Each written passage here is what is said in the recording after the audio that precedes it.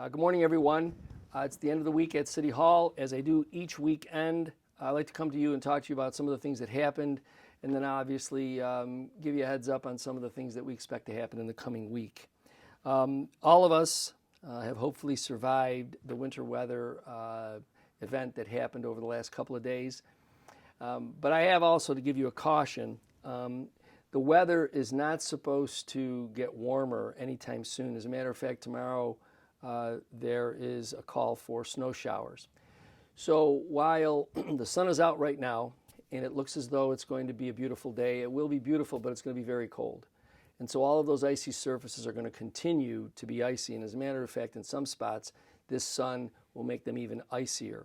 So not only when you're walking, that's very important, despite our calls for folks to please clean their sidewalks, that happens in spotty fashion. Just be careful when you're out there. And if you're driving, the thing you need to also remember is that a surface could look clear and clean, but it could be very icy. And the conditions could change rapidly. Remember, we're in winter driving mode.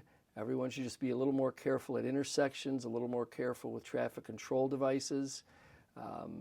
Please try to maintain a decent speed. All the things that I think everybody knows, instinctively, but it's important for us to make sure we exercise those things, especially today and over the weekend, because it's going to be challenging for most of the weekend in terms of the temperatures as well as the potential for more precipitation.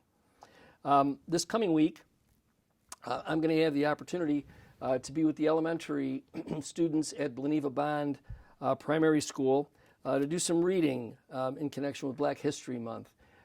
This will be the second year that I've had the pleasure of doing this with the students.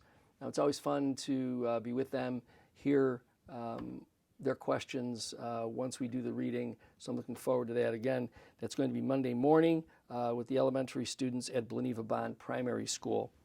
We have been, since the early part of last year, offering to minority and women-owned businesses grants of either $25,000 or $50,000, depending upon whether you're a certified minority or women-owned business, through our NFC Development Corporation. So again, I'm going to call on everyone. We've put $3 million aside for this program. If you are a minority or women-owned business and you are certified, you can qualify for up to $50,000 in grants for some of the things that you may need for your business. It was early on in the pandemic, that some of the casualties in the small business sector happened. And many of those casualties came with regard to minority and women-owned businesses. Historically, those businesses, when they plant their flag in a business district, historically they have challenges just sort of getting their foothold. But once they do, they're very successful. And obviously the pandemic threw a curveball at all small business, but most especially at the small businesses that are minority and women-owned. So what we want to do is try and see if we can give them a lift up back into some strength for their business. So if you're certified, you can qualify for up to $50,000 in grants.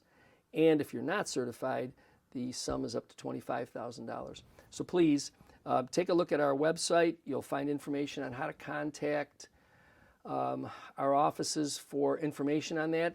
Obviously, there are certain requirements, and those will be communicated as well, so that you can see if you qualify. And if you do, by all means, that money is there for use by minority and women-owned businesses, and we hope that you'll take advantage of that.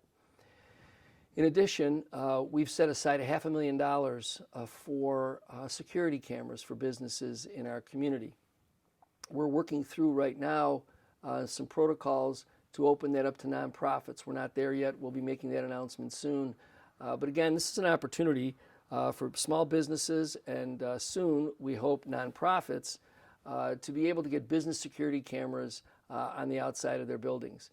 The city will provide a $700 reimbursement for the camera equipment. Installation is separate, but we are hoping that more people will take advantage of that program. Again, we have $500,000 set aside. We think that it's an opportunity for us to make sure that business security cameras are available to any business in our community. There are some conditions or elements of the application process. So again, go to our website, figure out, you'll see where it's listed, make the contact and get information and get in on that program. While we're speaking of programs, I continue to ask all residents, any resident that is not yet registered for the text alert system, I would invite you to please go. The phone number is 716-325-5723, 716 Falls 23, and text the word resident to that number. If you do that, you'll be sent through a series of prompts, and once that happens, you too will be able to get text alerts for everything, including the crazy weather that we experienced recently, school closings.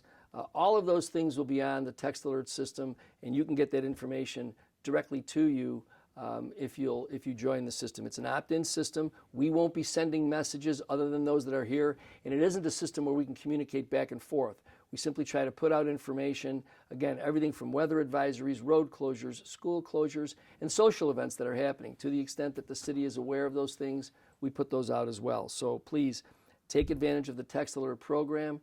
Again, the number is 716-325-5723. We're coming toward the end of February.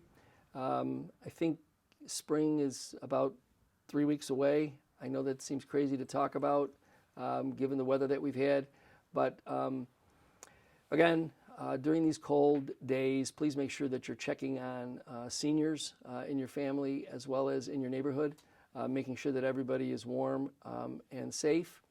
And until I get to talk with you again next week, please enjoy the weekend.